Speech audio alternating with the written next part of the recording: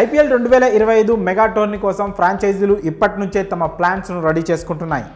ఏ ప్లేయర్స్ను తమ దగ్గర ఉంచుకోవాలి, ఎవరిని జట్టు నుంచి తీసేయాలి అన్న లిస్టులను ఇప్పటికే యాజమాన్యాలు సిద్ధం చేసుకుంటున్నట్లు తెలుస్తోంది.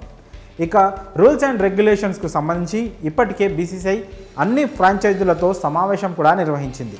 త్వరలోనే నెక్స్ట్ సీజన్ ఐపీఎల్కు సంబంధించి రూల్స్ను విడుదల చేయనుంది. ఈ నేపథ్యంలోనే ఓ ఆసక్తికరమైన న్యూస్ క్రికెట్ వర్గాల్లో హాట్ టాపిక్గా మారింది.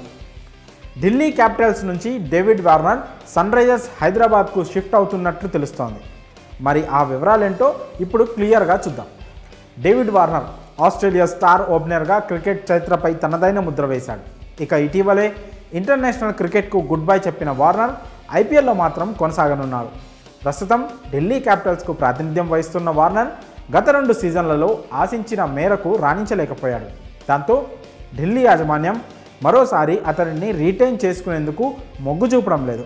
వచ్చే సీజన్ కొరకు అతనిని వదిలించుకోవాలని చూస్తున్నట్లు తెలుస్తోంది. దాంతో వార్నర్ పయనం ఎటువైపు అంటూ ఫ్యాన్స్ కూడా ఎదురు చూస్తున్నారు. ఈ క్రమంలోనే మళ్ళీ తన సొంత గూటికి అతడు వెళ్ళబోతున్నట్లు సమాచారం. డేవిడ్ వార్నర్ మళ్ళీ సన్ రైజర్స్ హైదరాబాద్ టీంలోకి వెళ్ళబోతున్నట్లు తెలుస్తోంది. వచ్చే ఐపీఎల్ సీజన్కు అతనిని కొనసాగించేందుకు ఢిల్లీ క్యాపిటల్స్ ఆసక్తి చూపించడం లేదట. దాంతో అతడు జట్టు నుంచి రావడం ఖాయంగా తెలుస్తోంది. ఇక ఈ నేపథ్యంలోనే అతడు తిరిగి తన సొంత టీం అయిన ఎస్ఆర్హెచ్కి ప్రాతినిధ్యం వహించబోతున్నట్లు కూడా సమాచారం.